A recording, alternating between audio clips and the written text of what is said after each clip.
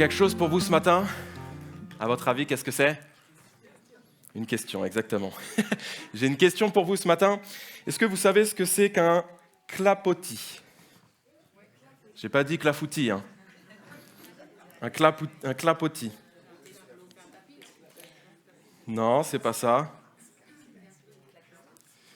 Je vais vous faire écouter un son. Vous allez me dire ce que vous entendez, ok ?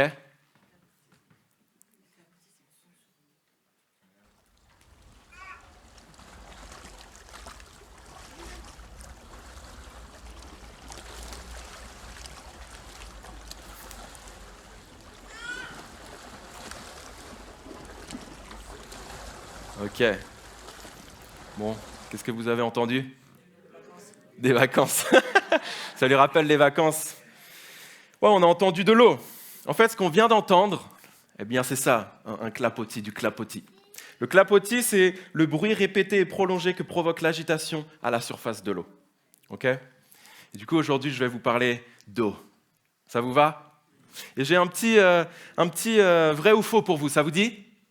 Allez, c'est parti. Vrai ou faux, on peut survivre plus longtemps sans manger que sans boire. Vrai ? Oui, c'est vrai, exact.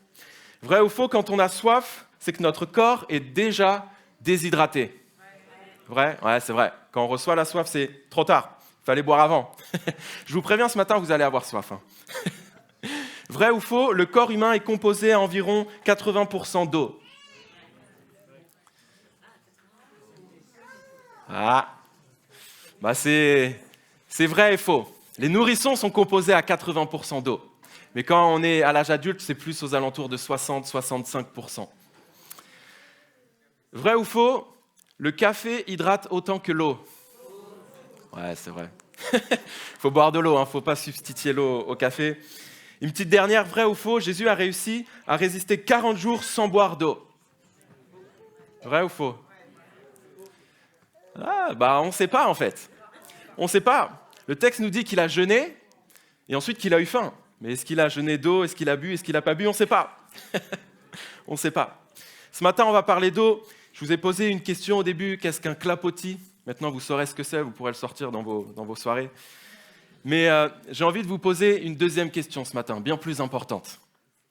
Et ma question, c'est « As-tu soif » ? As-tu soif ? Dans le texte qu'on va lire, Jésus propose de l'eau à boire. Alors je te pose cette question, as-tu soif ? On va ouvrir nos Bibles dans le 7e chapitre de l'évangile de Jean, au versets 37 et 39. Jean 7, versets 37 à 39. On va lire. Le dernier jour, le grand jour de la fête, Jésus, debout, s'écria « Si quelqu'un a soif, qu'il vienne à moi et qu'il boive. Celui qui croit en moi, des fleuves d'eau vive couleront de lui, comme l'a dit l'Écriture. » Il dit cela à propos de l'Esprit que devaient recevoir ceux qui croyaient en lui. En effet, l'Esprit n'avait pas encore été donné parce que Jésus n'avait pas encore été enlevé dans sa gloire. Dans ce texte-là, Jésus nous propose de l'eau à boire. Et j'aimerais vous donner ce matin 2 raisons, pas plus. 2 raisons de pourquoi boire cette eau que Jésus propose. Pourquoi boire cette eau ? Et la première raison de pourquoi boire cette eau que Jésus propose, c'est parce qu'en buvant de cette eau, nous n'aurons plus jamais soif. Remettons un petit peu de contexte, ok ? Remontons 2300, 2400 ans en arrière. Imaginez, vous faites partie des Israélites. Vous êtes retenus en esclavage par le pharaon en Égypte. Vous êtes forcés de faire des travaux. C'est compliqué. Mais un beau jour, un leader se lève. Il est là et il vient vous libérer de cet esclavage. Vous quittez alors l'Égypte sous la gouvernance de ce leader, Moïse. Et vous quittez l'Égypte et vous commencez un voyage dans le désert. Le temps passe, il commence à être long. Vous errez dans le désert et vous commencez à être fatigué. Vous commencez à avoir soif, mais aucune eau en vue. Un jour, vous voyez Moïse lever son bâton, frapper un rocher et de l'eau coule de ce rocher. Incroyable, incroyable. Là, c'est la délivrance.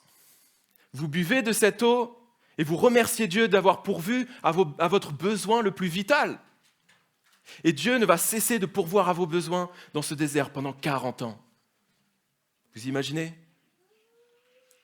Des milliers d'années plus tard, les Juifs à Jérusalem célébraient à travers une fête le souvenir de ces 40 années dans le désert et de la provision de Dieu envers le peuple. La fête des cabanes, ou la fête de la tente, des tentes ou de Sukkot, comme vous voulez. Cette fête durait 8 jours et le principe était de fabriquer une tente et de dormir dedans. Tout le monde venait à Jérusalem pour cette fête. Jérusalem était le centre de cette fête. Pendant cette fête, il y avait une cérémonie, c'était la cérémonie de la libation de l'eau. Le prêtre faisait une procession du temple jusqu'à la source de Siloé, il remplissait une cruche d'or dans la source de Siloé, il retournait au temple et tout ça était accompagné par des chants, tout ça était accompagné par les gens qui le suivaient, qui dansaient, il y avait plein d'instruments, des cris d'allégresse. Pendant toute la nuit encore, c'était la fête, la fête. Le Talmud qualifie cette cérémonie comme l'événement le plus joyeux n'ayant jamais existé. On peut même lire « Celui qui n'a pas connu la joie de la cérémonie de la libation de l'eau n'a jamais vu la joie véritable de toute sa vie. » Waouh! Vous imaginez la puissance que ça devait être cette fête? Ça devait être un truc de fou, un truc qu'on n'a jamais vécu. Une folie, l'événement le plus joyeux n'ayant jamais existé. Cette cérémonie-là particulière durant cette fête avait pour but de favoriser l'arrivée de la pluie pour l'année suivante. En fait, on priait Dieu pour qu'il accorde suffisamment d'eau pour l'année suivante. Parce que la pluie était en fait synonyme de bénédiction de la part de Dieu. Et l'absence de pluie, eh bien, c'était synonyme de malédiction de la part de Dieu. Il y avait aussi, à travers cette fête, une portée messianique. Parce que le Messie était celui qui devait faire jaillir des torrents d'eau. Il était celui de qui l'eau jaillirait en lien avec les promesses et les prophéties de l'Ancien Testament. Et alors que cette fête bat son plein, et alors qu'on arrive au dernier jour de cette fête, le jour le plus solennel, le grand jour de la fête, Jésus se lève en plein milieu du temple. Il est là et il va crier de toutes ses forces. « Si quelqu'un a soif, qu'il vienne à moi et qu'il boive. Et car des torrents jailliront de lui, comme l'a dit l'Écriture. » Waouh!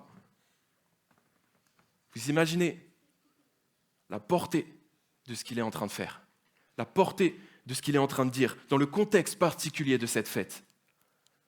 Non seulement il est en train de leur dire ce que vous êtes en train de faire, c'est pas ça qui compte, mais il est aussi en train de leur dire celui que vous attendez, c'est moi. Je suis celui qui vous donnera l'eau dont vous avez besoin. Et comme il l'avait annoncé quelques temps plus tôt à la femme samaritaine, on peut le lire pareil dans Jean, quelques chapitres plus tôt, celui qui boira de cette eau n'aura plus jamais soif. Jésus va dire ça et ça va engendrer une effervescence dans le peuple, une effervescence dans la foule. Mais qu'est-ce qu'elle a, cette eau, Jésus, de si particulière ? Qu'est-ce qui peut faire que Jésus puisse dire « Celui qui boit de cette eau n'aura plus jamais soif » ? Si quelqu'un a soif, qu'il vienne à moi et qu'il boive. Et à la Samaritaine, il dira « Celui qui boira de l'eau que je lui donnerai n'aura plus jamais soif. » Bien sûr, Jésus n'est pas ici en train de parler d'eau physique, de molécules H2O, non, mais de quelque chose de spirituel. D'une eau spirituelle, d'une soif spirituelle.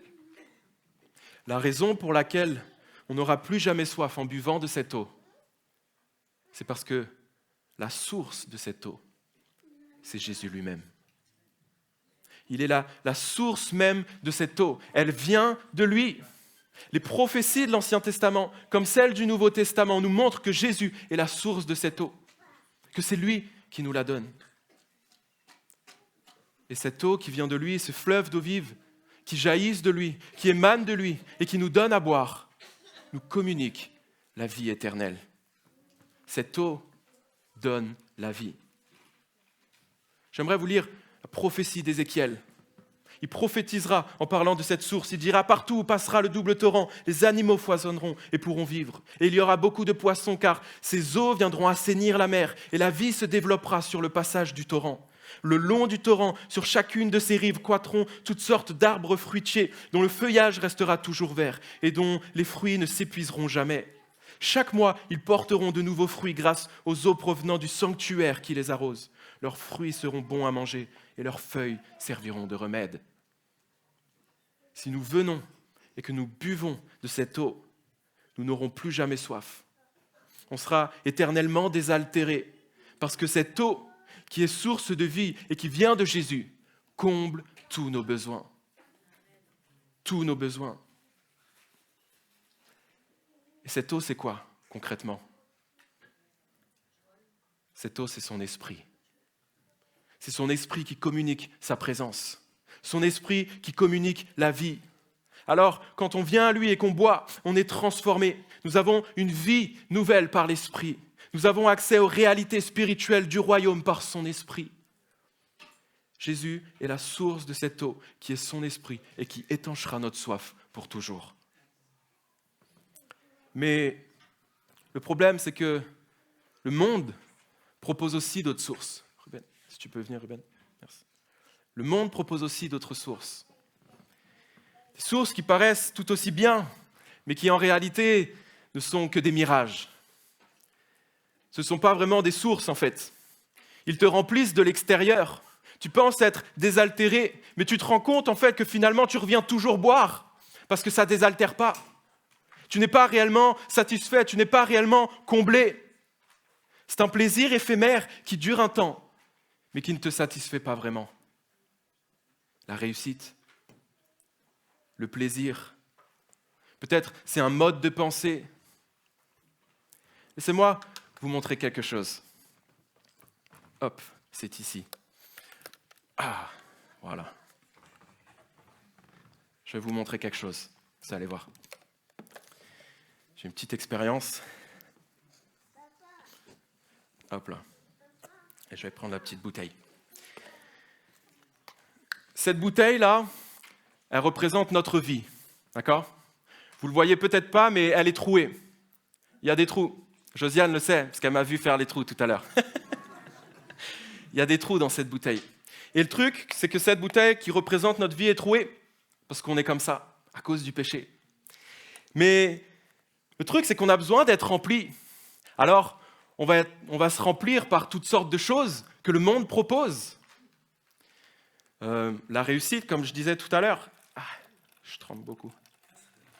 On va essayer aussi de se remplir par peut-être des finances confortables. On va essayer de remplir par toutes sortes de choses qu'on regarde, que ce monde nous propose. On va essayer de se remplir par peut-être des substances qu'on prend parce qu'on a un manque en nous.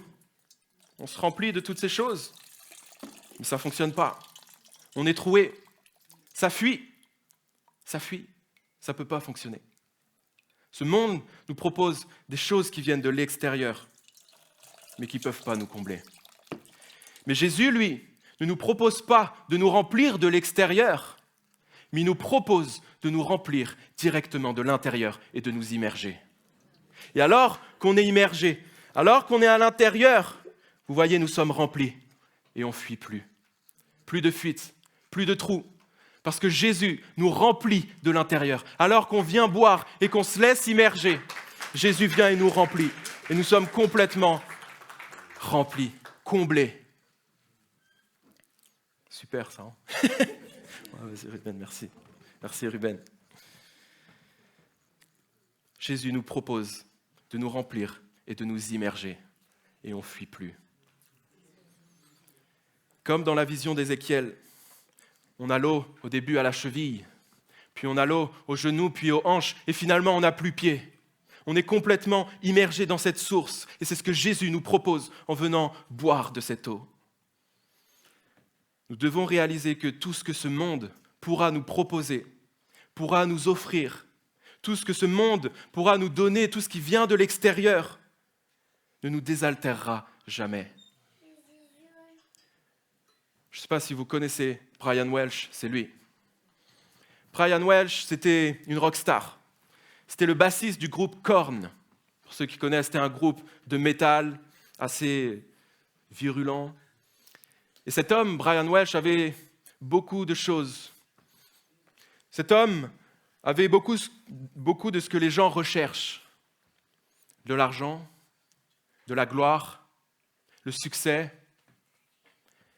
Mais il raconte et il dira, à l'intérieur de lui, il se sentait vide.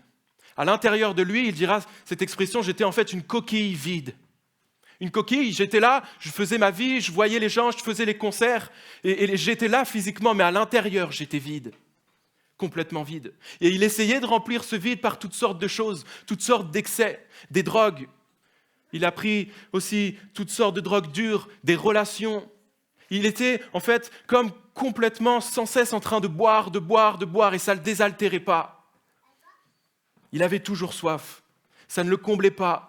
Il essayait de remplir sa vie, et plus il essayait de remplir sa vie, plus il se sentait sec.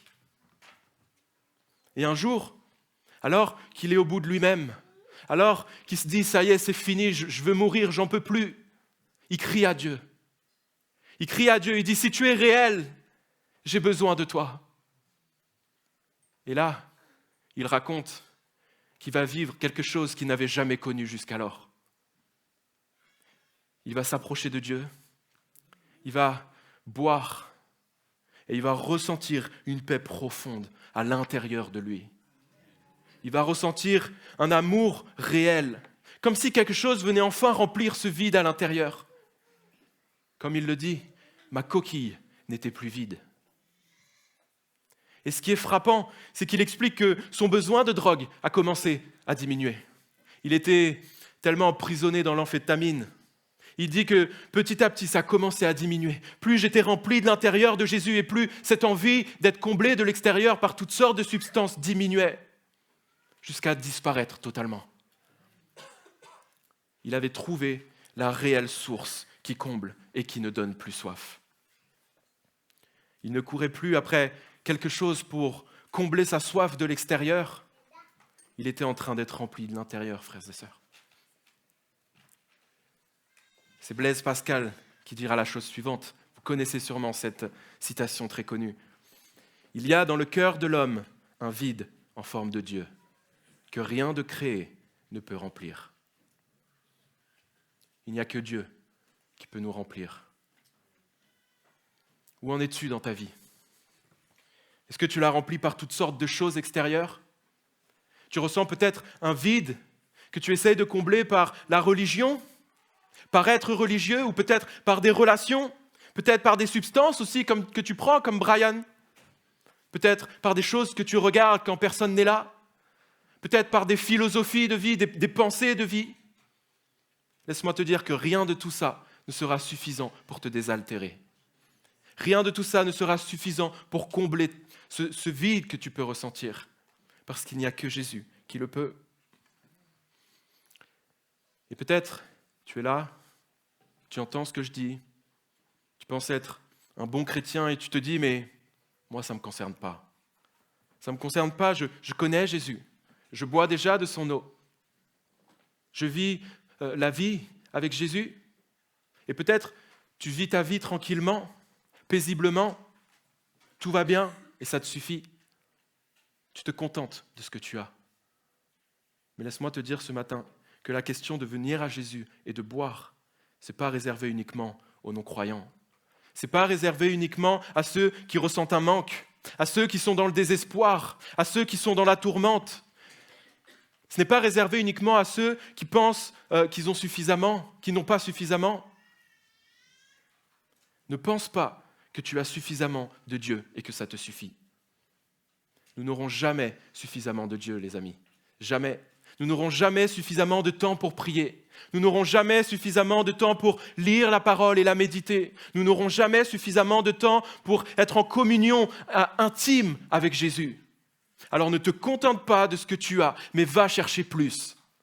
Parce qu'avec Dieu, peu importe où tu en es, peu importe où tu en es dans la foi, si ça fait des années que tu le connais, peu importe si ça fait une semaine que tu connais Jésus, il y a forcément plus. Forcément. Vous savez, on parle ces derniers temps de réveil. Et je suis persuadé au plus profond de moi que Dieu va amener quelque chose de grand au milieu de nous, que Dieu va agir puissamment. Mais laissez-moi vous dire que si on se contente de ce qu'on a, il ne se passera rien. Il ne se passera rien si on n'a pas soif de plus. Si on ne souhaite pas être encore plus immergé dans cette eau qui désaltère, si on ne souhaite pas être rempli de plus de son esprit, il ne se passera rien. Le réveil passe par la faim et la soif de Dieu, la soif de plus. Je me souviens de ce témoignage du pasteur John Kilpatrick. Ce pasteur priait pour le réveil dans son église.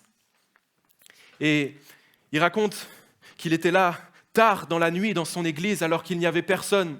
Il est là dans la salle de culte et il crie à Dieu, il lui dit « Seigneur, Seigneur, il doit y avoir plus. J'ai soif de plus. » Il dira même « Seigneur, je t'aime, j'aime mon ministère, j'aime ma famille, j'aime mes frères et sœurs, mais Seigneur, je meurs à l'intérieur parce qu'il doit y avoir plus. J'ai soif de plus. » Et finalement, il verra le réveil, et l'un des plus grands réveils jamais connus arriver aux États-Unis dans son église. Plus de 5 ans de réveil. 5 ans où tous les dimanches et tous les jours de la semaine, de 19h jusqu'à 6, 5 heures du matin, il y avait des cultes et les gens venaient de partout dans le monde. De partout dans le monde, des millions et des millions de personnes faisant la queue parce qu'ils avaient soif de plus, parce qu'ils voulaient être là dans la présence de Dieu. Mais tout ça est arrivé parce que ce pasteur avait soif de plus. La présence de Dieu. Je prie, frères et sœurs, que ce soit notre cri à tous ce matin. Seigneur, il doit y avoir plus. Il doit y avoir plus. J'ai soif de plus, Seigneur. D'accord, ma vie est peut-être bien, j'ai des choses qui me suffisent, j'ai une belle famille, une belle maison, de beaux enfants. Mais Seigneur, ça ne pourra pas suffisamment me combler. J'ai soif de plus. Oh Jésus. Si nous avons soif et que nous venons étancher cette soif en Jésus, les amis, nous serons désaltérés pour l'éternité. Pour l'éternité. Plus jamais soif sur cette terre. Mais si vous n'êtes toujours pas convaincus de pourquoi venir boire à cette eau, j'aimerais vous donner ma deuxième raison ce matin. Cette deuxième raison, c'est qu'en buvant de cette eau, des fleuves et des torrents d'eau vive jailliront de nous.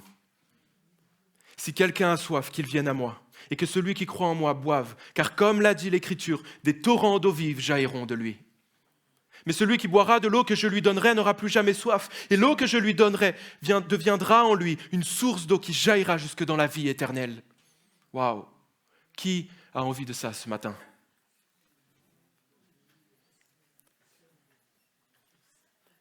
Je crois qu'il est important de comprendre avec précision ce que Jésus est en train de dire quand il dit ça. À l'époque, la Judée est une région très sec, toujours aujourd'hui. L'accès à l'eau n'est pas aussi simple qu'aujourd'hui. Et il existait du coup plusieurs moyens d'avoir accès à de l'eau. Dans les grosses villes comme Jérusalem, par exemple, il y avait des citernes qui étaient là, mais c'était de l'eau qui n'était pas là naturellement. C'était de l'eau qu'on remplissait dans cette citerne. C'était de l'eau qu'on stockait ici. C'était de l'eau de pluie, par exemple. Et à un moment donné, ça s'épuisait. Il n'y en avait plus, il fallait les re-remplir. Mais il y avait aussi des puits.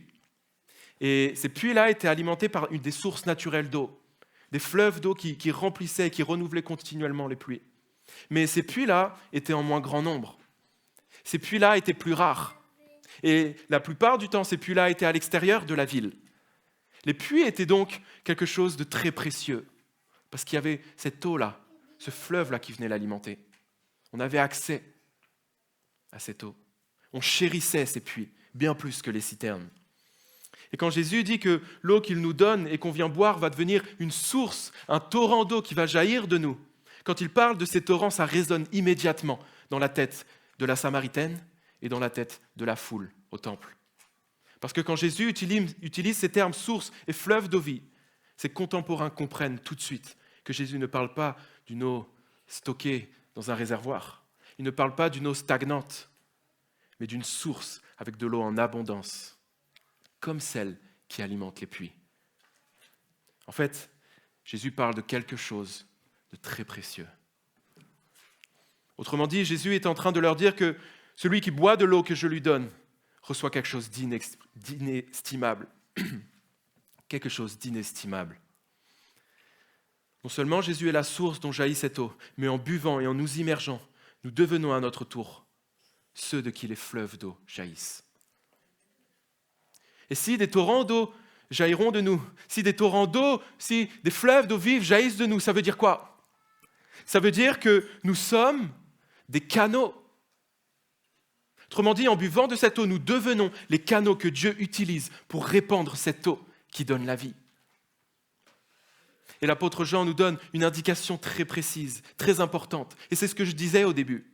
Les fleuves d'eau vive, cette source qui jaillit, cette source, ces torrents qui jaillissent en nous jusque dans la vie éternelle, c'est son esprit en nous.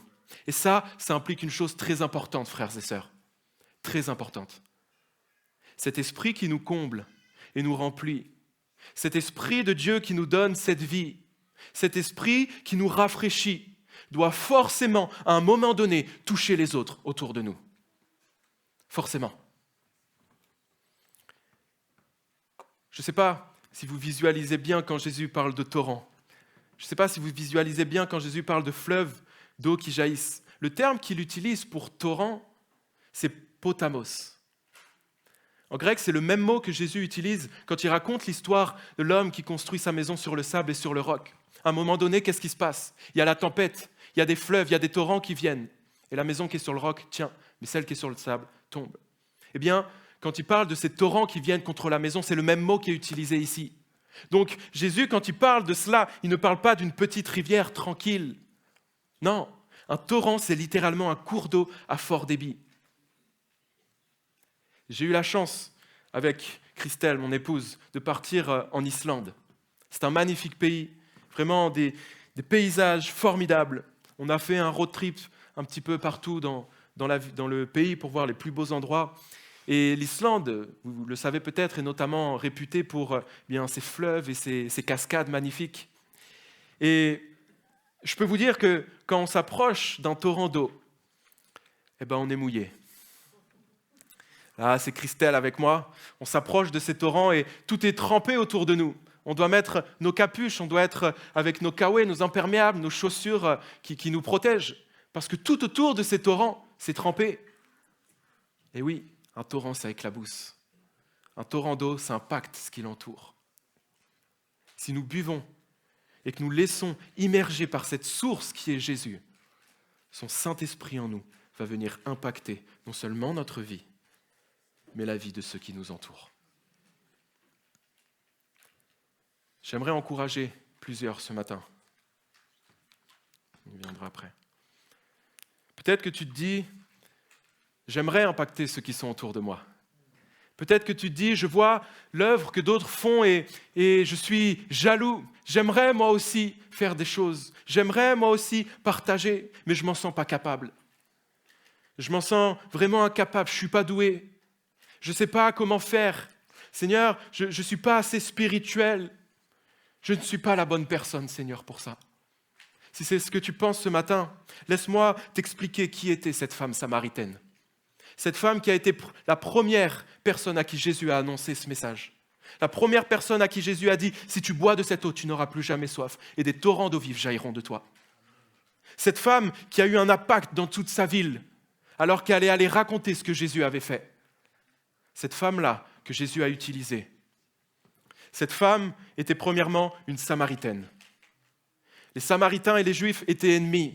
Ils se haïssaient. Ils ne faisaient pas bon ménage.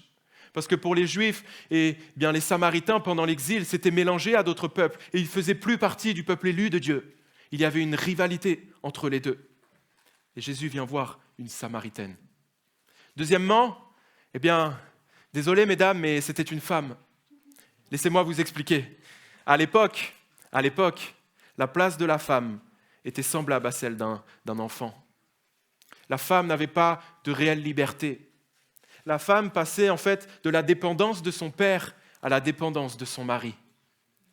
Et pourtant, c'est une femme à qui Jésus va aller annoncer ce message. Mais cette femme était aussi exclue de sa communauté. Parce que cette femme avait été mariée 5 fois. Et les rabbins n'autorisaient pas plus de 3 mariages. Elle était à son 5e. Et même la 6e personne avec qui elle était n'était même pas son mari. Quelle aberration! Donc elle était traitée par sa communauté comme une marginale. une hors-la-loi, une exclue, mise de côté. Et le texte nous le montre bien, parce qu'elle vient chercher de l'eau à midi. C'est une folie. À midi, à l'heure où il fait le plus chaud, où il doit faire 40 degrés. Généralement, les femmes allaient chercher l'eau plutôt très tôt le matin ou tard le soir, quand il faisait moins chaud. Mais elle devait y aller quand il n'y avait personne, parce qu'elle était exclue. Une femme samaritaine, exclue de sa communauté. Voilà la personne que Jésus a choisie et qui a eu de l'impact, qui a touché les gens autour d'elle. Donc, j'aimerais t'encourager ce matin, si tu penses ne pas être la bonne personne, si tu penses être moins bien qu'un autre, si tu penses ne pas pouvoir avoir de l'impact autour de toi, sache que si tu viens boire de cette eau que Jésus te donne, tu seras exactement la bonne personne. Parce que Dieu prend plaisir à mettre ses trésors dans des vases d'argile. Des torrents d'eau vive jailliront de nous. Mais si on ne boit pas réellement de cette eau, si on ne plonge pas dans cette source en passant du temps dans la prière, en passant du temps dans la lecture de la parole, dans la méditation de la parole, si on ne laisse pas cette parole venir nous transformer, si on ne laisse pas nous laisser rafraîchir par son esprit en étant dans une communion avec Jésus quotidiennement, si on ne laisse pas cette source nous rafraîchir, aucun fleuve d'eau vive ne jaillira de nous. On restera sec. Et dire « je vais à l'église », prier avant de manger, dire « je pense à Dieu de temps en temps dans la journée, je vais mettre une petite story », être religieux de façade, dire « regardez, je suis proche de Jésus ». Mais si tout ça reste de l'apparence, eh bien alors on reste sec. Parce que tout ça n'est pas suffisant. Tout ça n'est pas suffisant. J'aimerais vous raconter ce témoignage. C'est le témoignage de Steve Hill. Steve Hill, c'était un évangéliste qui a œuvré dans les années 80, 90, 2000. Il est surtout connu pour avoir été le prédicateur lors du réveil de Brownsville. Et il raconte ce témoignage. Il raconte que dans son ministère, il a vraiment tout vu. Il a voyagé en Russie, il a voyagé en Argentine, il a voyagé en Angleterre, en Espagne. Et vraiment, il a vu tout ce qu'on pouvait voir. Il a parcouru le monde. Il a vu des guérisons miraculeuses. Il a vu il a prêché devant des millions et des millions de personnes. Il a participé à plusieurs réveils spirituels dans plusieurs pays. Les amis, il a vu des gens ressuscités. Il a vraiment vécu tellement de choses incroyables avec le Seigneur. C'était époustouflant. Mais il raconte qu'un jour, alors qu'il entend parler qu'il y a un mouvement de l'esprit en Angleterre, il se dit « Ok, il faut que j'aille voir ce qui se passe ». Alors il prend le premier avion, il arrive en Angleterre et il va dire qu'il va vouloir prendre rendez-vous avec le pasteur de cette église où il se passe ce réveil.